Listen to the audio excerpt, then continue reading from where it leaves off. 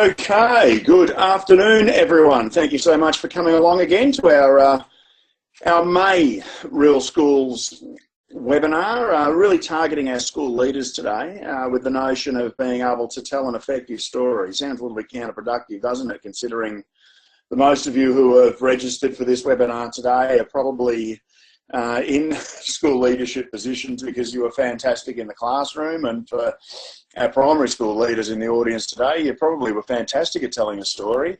The issue is that it wasn't yours, and the story that you were telling was somebody else's. No, somebody else had written it. They'd done it masterfully, and their book probably wouldn't have been in your school if it wasn't an absolute ripper. The challenge that we have as educators, I often say to people, is that we land in leadership positions because we were fantastic in the classroom, because we were responsible for our own practice, and we did a great job at improving it and getting better at it. And then all of a sudden you land as a leader and you're not responsible for your practice anymore, but you're responsible for the practice of others. I think that is the key issue when it comes to school leadership, and I think it's a gap that we need to fill in making sure that our people, I guess, all land in leadership with their bags packed, but also that they can grow when they're in the job and don't just become frustrated or miss out on fantastic opportunities to do great stuff and to, I guess, cross-pollinate the wonderful skills and experience that they've been able to pull together from being in the classroom. So I thank you for being the sort of leaders who will come along today to a counterintuitive, oddly named webinar. We had a really fantastic response to this webinar, which has been incredibly exciting to find out about. And so I'm determined today that although it is a rather ethereal kind of topic, that it's one that you get really full benefit from. So I don't know how long the webinar is going to be today. It's one of those when you get down to storytelling that it's hard to structure. You've just got to talk your way through it, and hopefully we can talk our way through the story of this webinar together today and do a really great job with it. I also commend you because I understand that there are people who might perceive that you've got bigger fish to fry than to spend an hour talking about how you can tell a fantastic yarn, how you can tell a great tale, how you can build a good story. I even had a principal tell me recently that when I said it, I think that it's really important for leaders to have a good story to back up the way that they want to lead. And he said to me, he said, I just feel like I've got bigger fish to fry than writing stories. And that's probably evident in where that school is going at the moment. There's no narrative, there's no why, there's no purpose, there's no passion in that school. And I think until they do stop and create some room amongst all of the compliances, all of the whats and the hows that you need to do in schools, that I think that their ability to implement all of those whats and hows is going to be compromised by reduced levels of motivation, reduced levels of passion, reduced levels of purpose. So that's why we need to bother sometimes to tell a fantastic story, because that really resonates with people. Now, the flip of having a great story and having a message that resonates incredibly strongly with people is what happens if you don't. And the reason that you need a story is because no one really, if I may speak so crudely and plainly, nobody gives a stuff about your plan.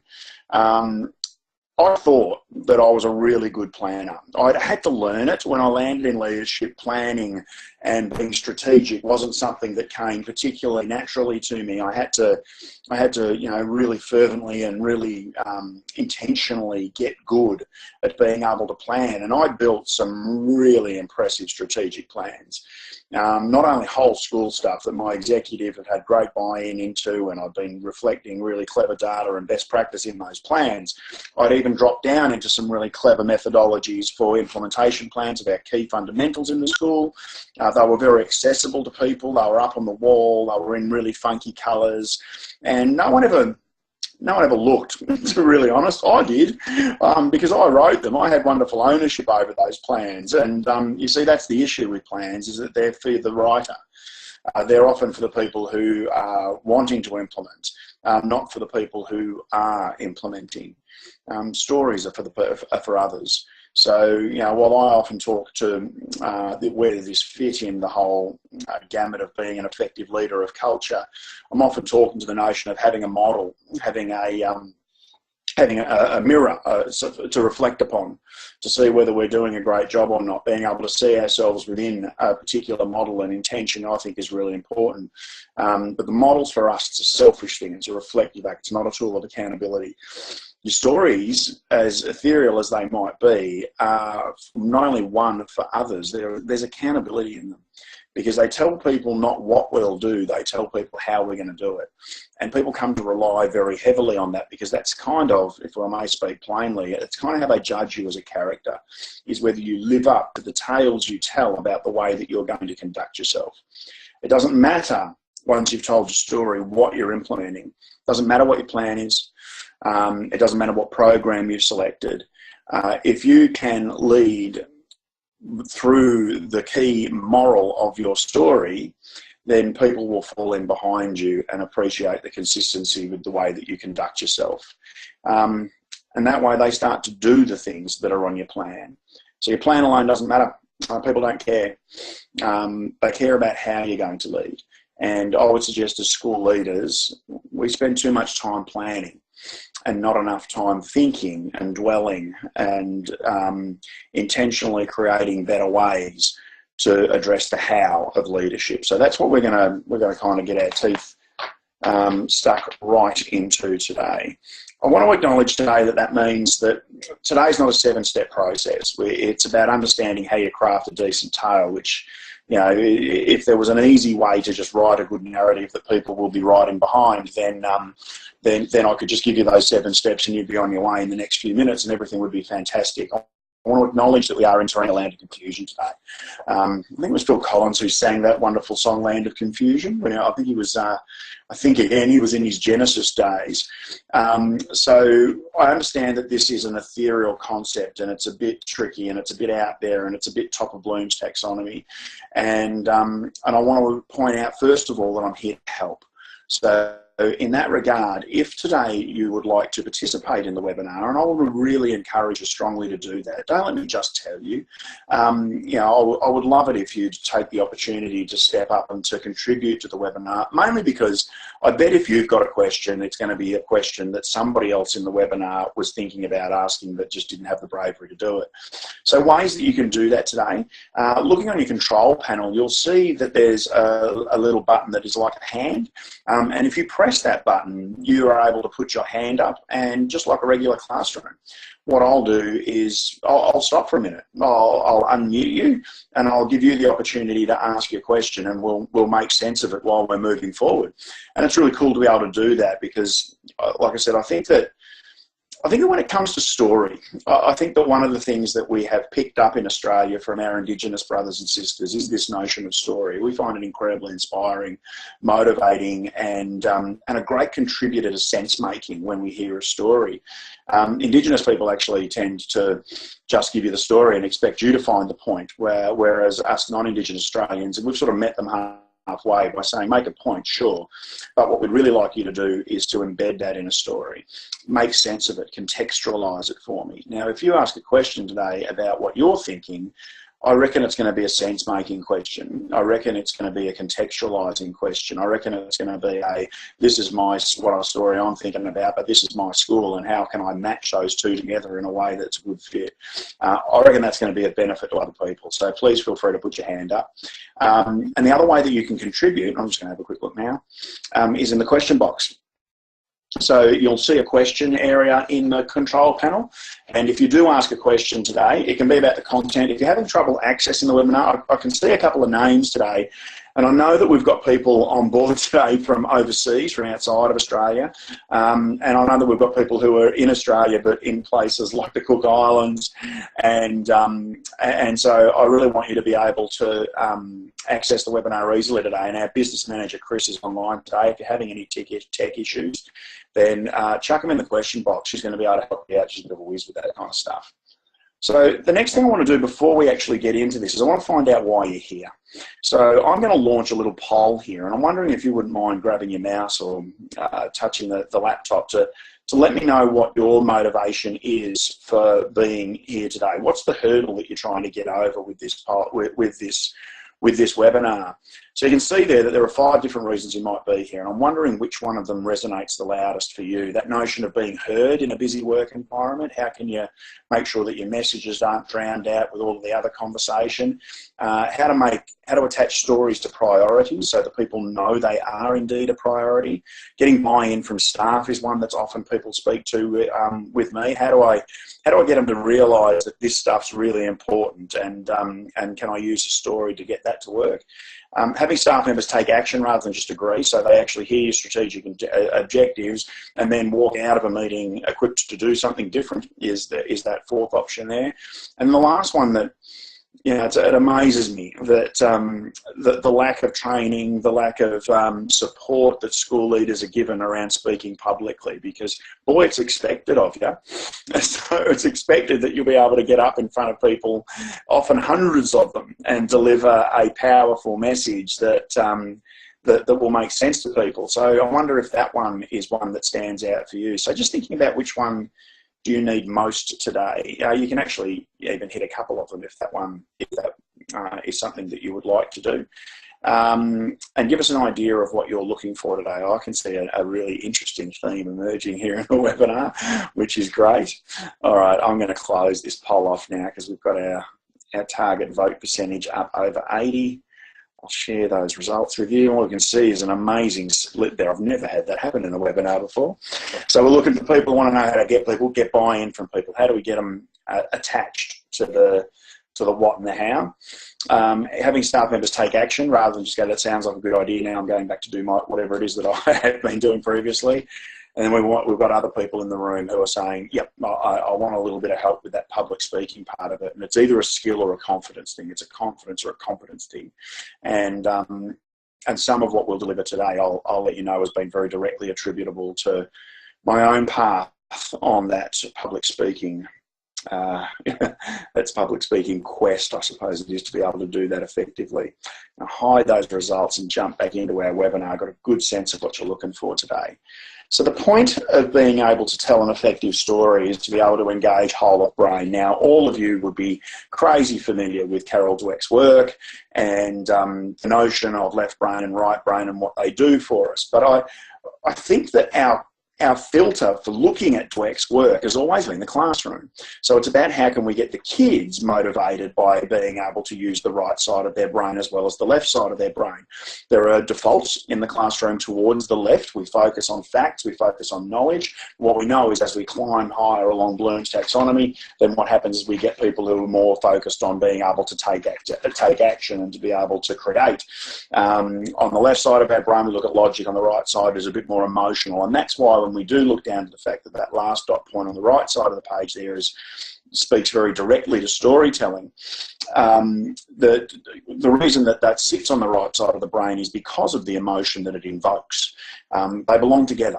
The notion of a really great story, a really great tale, and feeling a positive affect. Now, positive affect goes a long way to the way people commit to the logical, commit to the strategy. If they feel excited by it, they're more likely to deploy the logic to implement the process. If they feel passionate about it, then they're more likely to stick with difficulty, and they're more likely to understand that they need to persist in order to implement fully.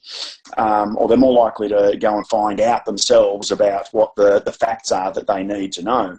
So when it says here that it prefers fiction, sometimes a story can be, an act of fantasy. But what happens is that once that right side of the brain is ignited, it drags along the left with it.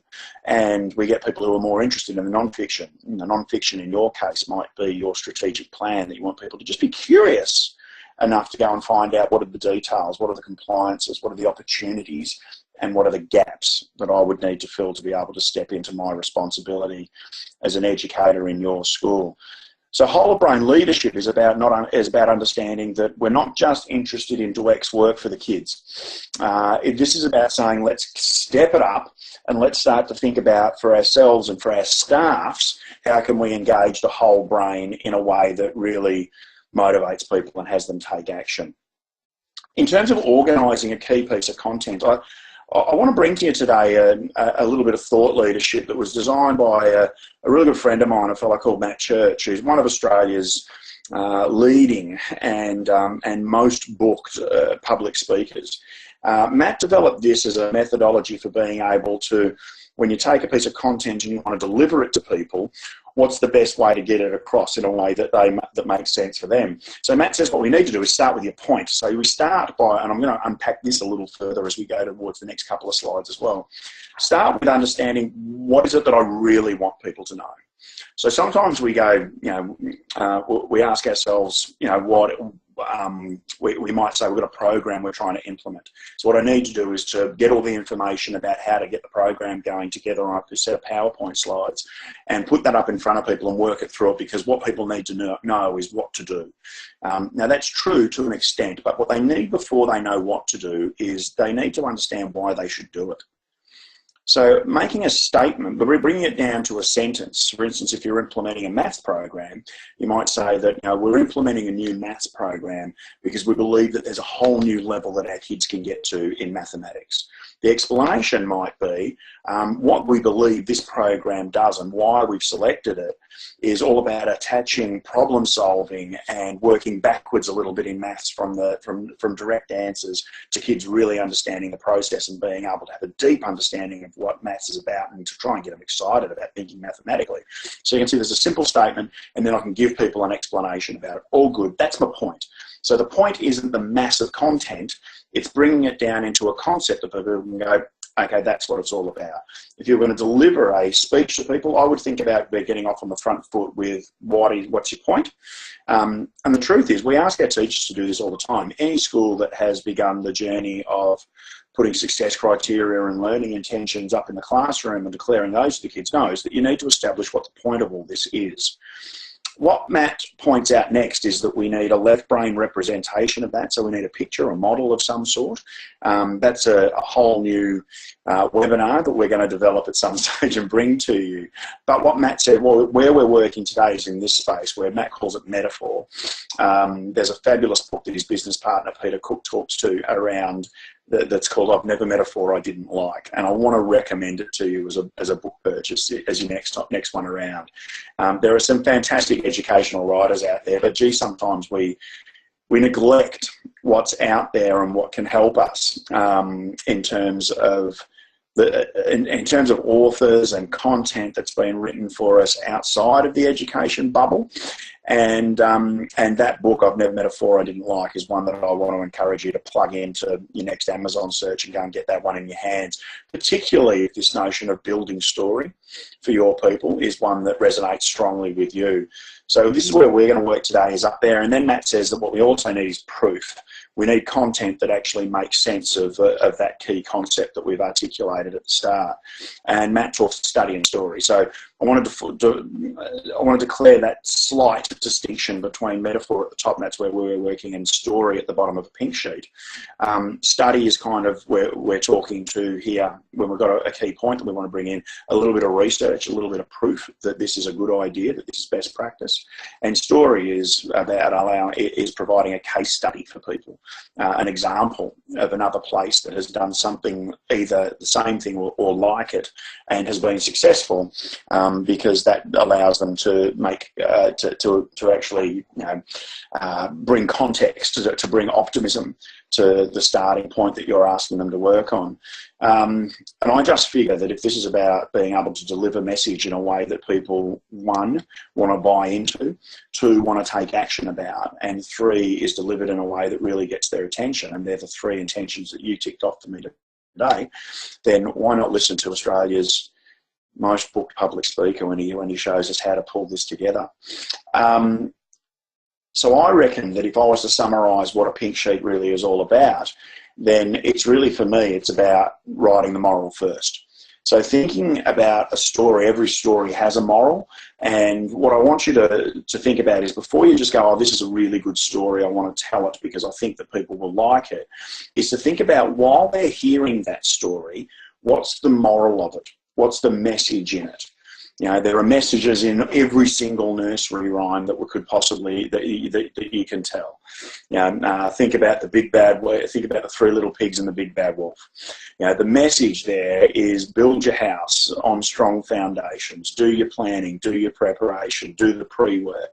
The moral is there, and then later on what we've done, somebody has done, is gone and build a tale that makes that moral accessible for people.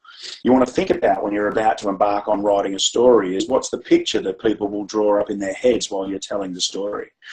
What's the relevance that they will find in it to your organisation and your work? They will be asking themselves why you are telling this story. They will be searching for that moral, for that key message in the story. And you don't want to make it difficult for them to find it. You want it to be easy. So there's, I spoke to a colleague of mine recently who was on a leadership day, and she told me that the presenter who worked with them for the entire day flipped in and out of sort of keynote and facilitator mode for the day, and he told them things about his background, and he told them about the countries that he had visited overseas, and he told them about breaking up with his wife and the challenges that had happened in his world in that, and he gave them some worksheets to do, and at the end of the day she found herself going, okay, that was all like semi-interesting. I wonder why we did it. And so the moral, the point wasn't clear enough. So stop and think first about what's the key message, what's the thing that you want people to take away from that story. And you need a high percentage of people to be able to get that message from within the story if you want to proceed with it. Now, two types of stories that you might consider, stories that come from you. And these are incredibly powerful stories because of the conviction within them that we stand. So we're able to tell stories from our own experience that mean a great deal to people. Now, I want to tell you a story. This is a story about the young fellow that you can see in the foreground of this picture. He's a young boy called Ronan, and he's my son. And Ronan is a much younger version of Ronan in this picture. This is when we were living in Darwin, quite a few years ago now. And this is Ronan with his under-10 cricket team at Waratah Cricket Club. You can tell he's not a shy kid.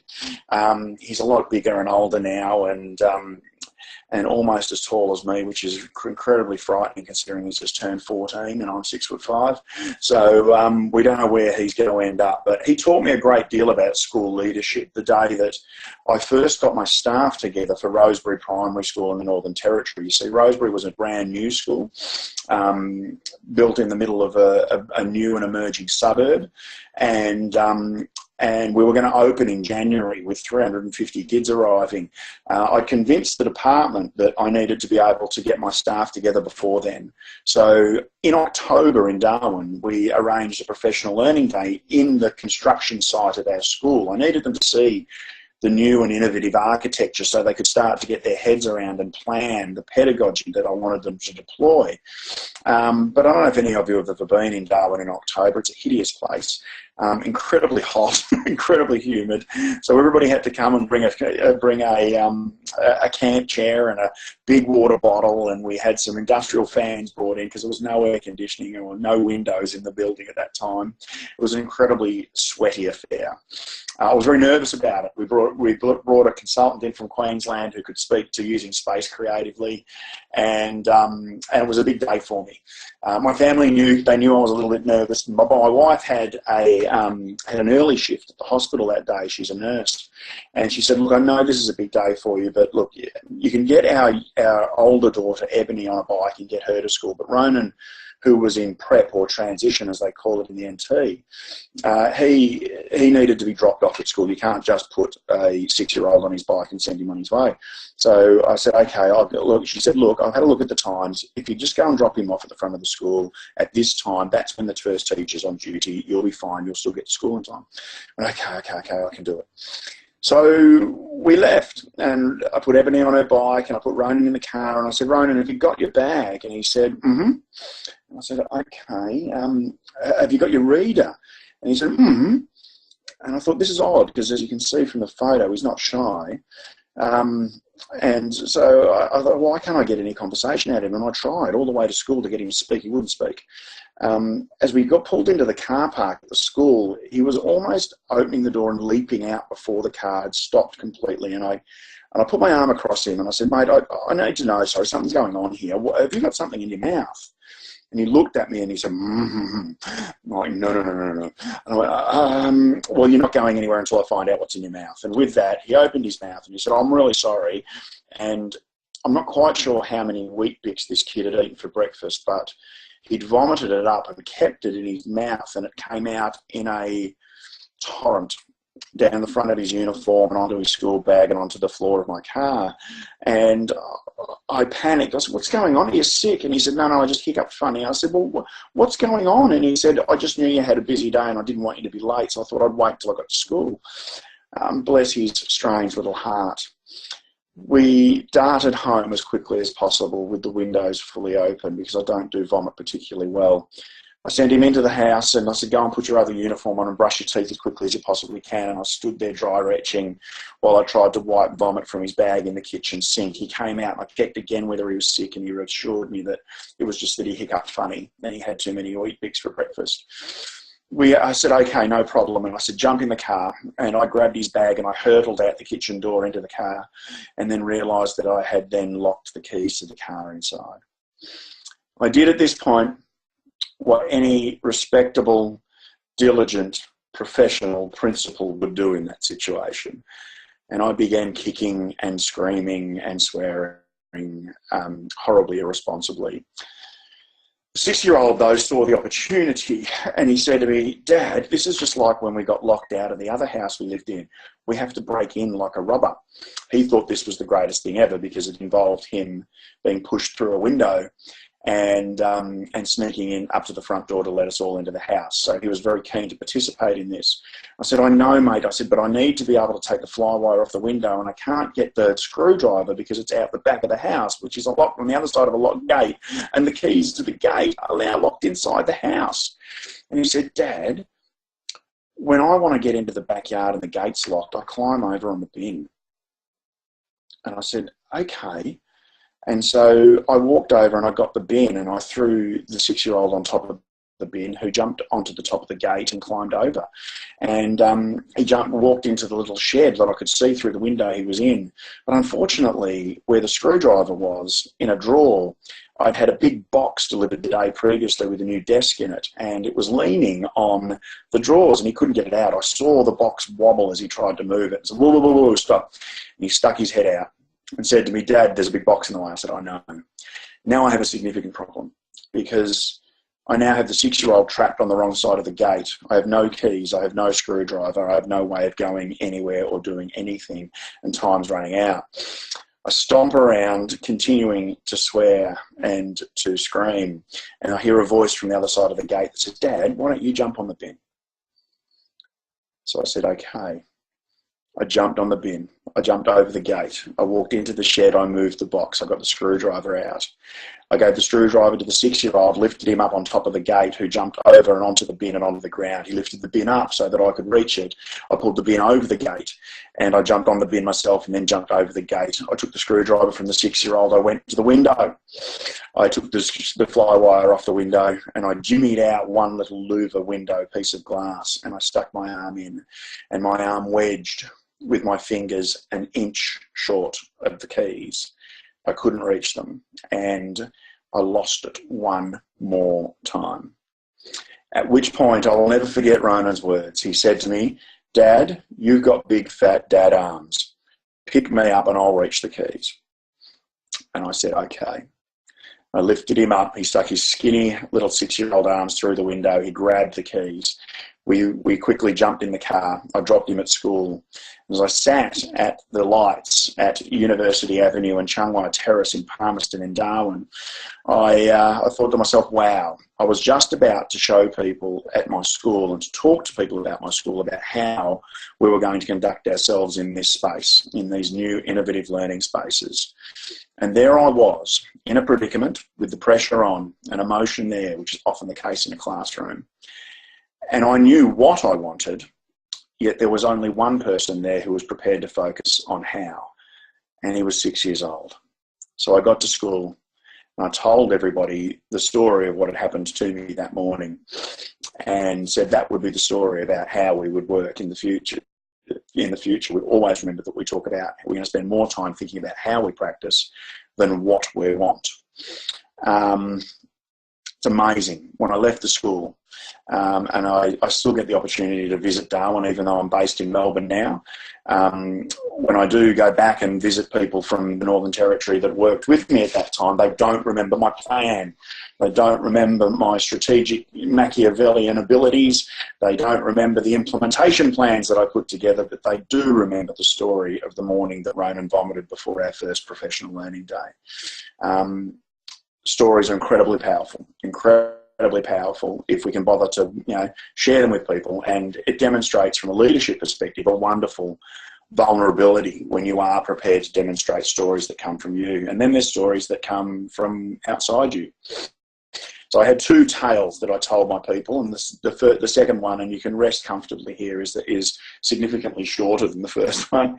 I told people that I would lead the school like a Formula One racing car team, but I said I'm not a driver. I am a fellow called Christian Horner, who's the chief director of Red Bull Racing. And so I said, I'm the dude in the suit. I don't jump in the car. I don't take the risks.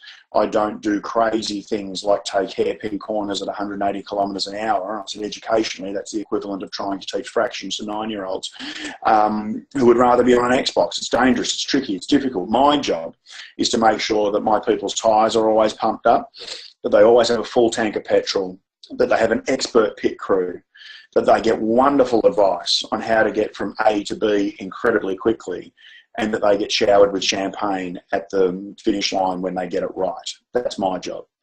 Of course, to do that, I need to know how you're driving.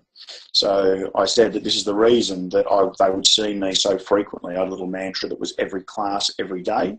Even if it was only for a few seconds, I would be there. And sometimes I was there for a couple of hours. But what I wanted to get rid of was what I called meerkat teaching, which was, I used to laugh sometimes that teachers would turn into meerkats the second that the principal landed in the classroom, sort of smell the lion and stick their head up and look at you with wide eyes and say, what are you doing here? Shouldn't you be up in your office? I needed to get rid of that. And if I wanted to have that key strategic objective of it being good and comfortable and normal for the principal to be in a learning space, then I needed a story to unpack for people why I was going to do it. When I go back to Darwin, people talk to me about the morning that Ronan vomited on our first PL day. But they also ask me, "Are you still telling people that you're Christian Horner?" And again, there's something disappointing about them not remembering my strategic objectives, but there's something incredibly warming about them remembering the stories I told that underpinned why they should care about my strategic objectives. If you're seeking inspiration, you're trying to work out how do I move, how do I get started with a story, and I want to say that it's slightly, or maybe it's not slightly, maybe it's grossly unfair that I would begin by telling you a couple of stories that I have told many, many times myself.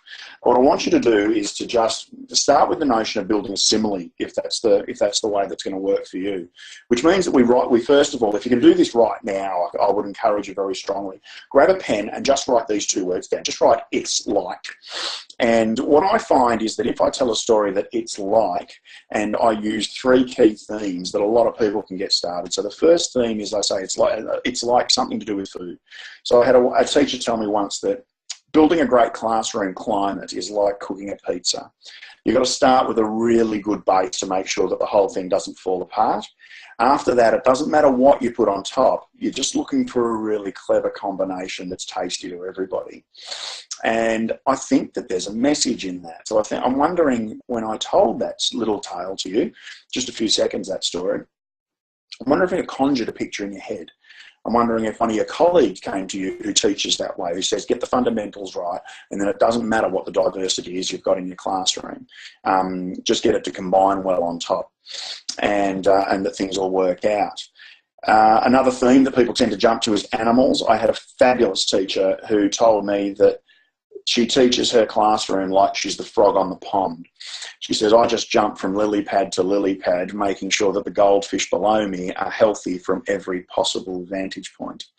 And I think that's an incredibly clever little metaphor. Her job is not to stay in one place. She said, and she's actually a teacher that had removed the classroom desk from her classroom. She said, I don't have one anchor in the classroom. I'm not taking a powerful position in the classroom. My job is to treat the whole classroom, every table in the classroom, like a lily pad.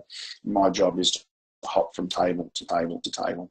And I watched, when she told that metaphor in her professional learning day, I watched the people around her, nod and just go, that is exactly what you do. And she could tell people all of the theory that she wanted about why she took the desk out of her classroom and why she positions herself at student desks. But what they really needed to understand was the story that sat behind it. And the final theme that I think is an easy one to get going around stories and similes and metaphors is sport. I know a teacher who said, I teach my class like I'm a football coach. I tell them that in the first quarter, this is the plan, this is the game plan, this is what we're going to get done. It's going to be hard work, but we're going to go out there, we're going to give it a crack and see how we go. But a quarter time, what we're going to do is we're going to stop, we're going to pause for about 5 minutes. We're going to see what we've learned about the challenges in front of us. Because in the second quarter, it's going to be raining, we're going to be kicking against the wind, and might have to adjust our plan a little bit to make sure that we're successful. Clever stuff. I had another one tell me that it is like playing golf, that what you do is when you've got something you need to get done in our classroom, is we take the biggest club we've got, we take the driver and we hit it off the tee as far as we possibly can. So we work fast, we work hard, we go great distances quick, and then we adjust. Then we get the little clubs out, then we get the putter out and we put the finer details on. But we get to work and we produce a lot of work quickly, and then we put the details on it. And I've watched again people sitting around them saying, that's exactly how you teach, how effective. And I see them take not only inspiration, but I see them take strategy from that story as well, which can be a wonderfully powerful thing. And you know what, I guess what I wanted to do, even just to sort of starting to draw towards the end of this webinar today, so I guess what I want to do is prime you for a little bit of thinking here. And if you do have any questions, then now's a good time to put your hand up, a good time to pop something in the question box if you think that would be useful. I wanted to recall for you something that happened to me this week. I got a call this week, and this happens sometimes in my work, from Channel 10, who wanted me to provide them some comment. It's being May, it's being NAPLAN week this week. It was pretty clear what they were going to ask me to provide comment on. It was NAPLAN.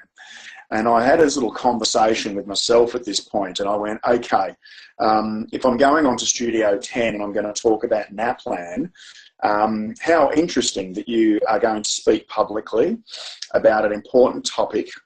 You've got a point that you want to make about NAPLAN, and by the way, you don't have to agree with my point here, but you also have a webinar later this week about storytelling. Can you attach a story here that will allow the 4 people that you can see on the screen here to be able to get your point? So what I want to do is just play a very quick clip. This is just the beginning of my interview this week on Studio 10. And I want you to, I guess, have a look at how I've been able to weave story in to make a point out of NAPLAN, or something as dry and boring as NAPLAN, the NAPLAN testing regime.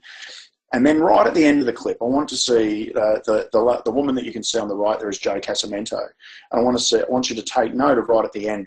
I want you to take note more of what her reaction is than what it is that I say in this interview. Take a moment to have a look. 3, 5, 7 and 9 are sitting down this week for what's become a controversial part of class, the NAPLAN test. So is it as bad as students, teachers and parents fear? And what can we do if kids are stressed out over it? Well, let's ask schools consultant and former principal Adam Voigt. Welcome to the show, Adam. Good morning. Is NAPLAN as bad as some say it is? But NAPLAN itself isn't an instrument of evil. Nobody ever died or got injured from using NAPLAN. But what it is that we've got a massive problem with the way that we use NAPLAN. So I guess the way that I view NAPLAN is that it's a little like the old days when Mum was taking a photo of the family with the last shot on a roll of Fujifilm, and it wasn't a particularly pleasant experience while Mum was standing there going, smile properly. And the problem with that process is that what we tend to do is we take that snapshot, which is what NAPLAN is, and we use it to judge many things that we shouldn't judge it. We wouldn't take that photo and judge the appearance of the kids, because I was always the kid that came back, looking a bit like this. We wouldn't use it to judge Mum's whole photography ability. We wouldn't use it to judge the equipment or the process that the pharmacist uses to produce that photo. Yet we take this snapshot of our kids on one day and we use it to judge everything around education, and that's frankly, it's bang out of order, and that means that NAPLAN's outlived its usefulness. That is such a good analogy, honestly. The idea, because I take 100 selfies.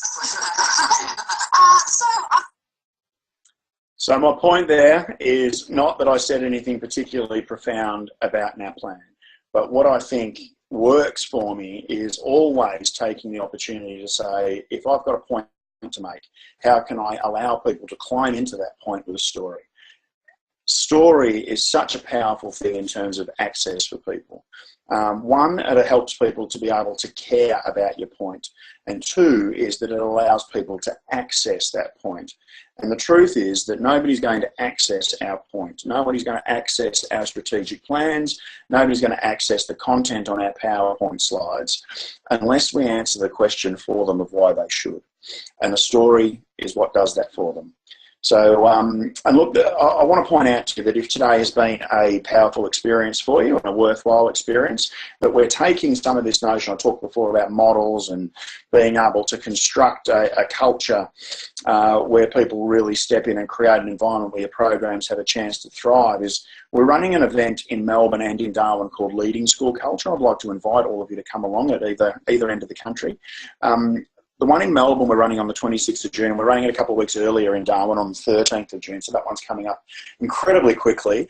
We're also backing onto it a Restorative Classrooms, Strong Classrooms workshop that I would also like to invite you, but also what I'd like to do is encourage your teachers to get involved in this as well. If you're a school leader and you would like your teachers to get a little dose, a little hint of what restorative practices can do for you, and I think that what it can do is to help teachers to be less stressed and far more effective, then one day can be a wonderful transformative and pivotal moment for them. So if you would like to come along, if you would like some more info on that, then what I want you to do is just write in the question box, write the word event, or event, that's all you need to write. And we're going to send you the flyer for both of those events. It comes with a registration form and it comes without any obligation to do anything with that. But if you would like that information, please pop that in there. We'd love to have you come along to those. Next steps, what do you need to do to keep moving from here? One is the slide deck from today's presentation is available to you as a handout. So please at least download that and take that away. I want to acknowledge that I'm giving you homework here. This isn't just a webinar experience today that says, oh good, now you've got your story written. I know that you've got to go home and now do the really hard work. And if the slide deck can be a handy resource in getting you started on that, then I'm just really pleased for you to have that. So please, as a gift from us, please take that handout. And the second thing I want you to do is just write the word chat in the question box if you would like to talk to me further about the work that Real Schools does, bringing this culture to bring this work around school culture to schools all around Australia. We've got some fabulous examples of schools who are getting not only some anecdotal results that are incredibly positive, but also some very clear measurable results that are exceeding targets that they've set in their strategic plans around teaching and learning, around perception data of all stakeholders across their communities, and even around bullying and bullying data, attendance data, engagement data. So really exciting stuff. And if you'd like to have a chat with me about that, we're really happy to have you along. Karen, I'm looking forward to seeing you on Monday too out at Sandringham. This will be good fun. The other thing that I want to point out to you around that notion of restorative practices is that we're going to take a component of that restorative practices framework, which is around the formal conference. This is kind of what to do if things get really tough. If you have a critical incident in your school where there's an incredibly high amount of harm or damage done, knowing how to conduct a formal conference that deals with that effectively is a skill that I don't think is prevalent enough in our Australian schools. We're going to run a 1-hour webinar on it. We're actually going to change the time of this one. I've been told that we're just going to trial this, because we have people right across the country in multiple different time zones and even outside of Australia jumping into our webinars. We're just going to try running this one at 5 o'clock on the that's at 5 o'clock on the Australian Eastern Seaboard. So we're going to run that on the 21st of June, and you're going to get a link in the follow-up from today's webinar to be able to register for that one directly yourself. And I want to encourage you to get your other staff members involved in that too, completely free, completely without obligation. We'd love to have more schools practicing restoratively when it hits the proverbial fan in their schools. Hey, if there's anything else I can do, then please yell out. Really keen to work with you all, really keen to see if we can make a difference in your school. Go and have a look around the website to see what we can do. If you give us a call, or just drop an email to that info@realschools.com address if you've got any questions or looking for any resource. We're happy to give you a hand. All right, thank you so much, everyone. Been fabulous to have you here today. Have a wonderful continuation of NAFLAN week in your schools, and I hope that you get a peaceful and rejuvenating weekend ahead of it. I'll see you all next time.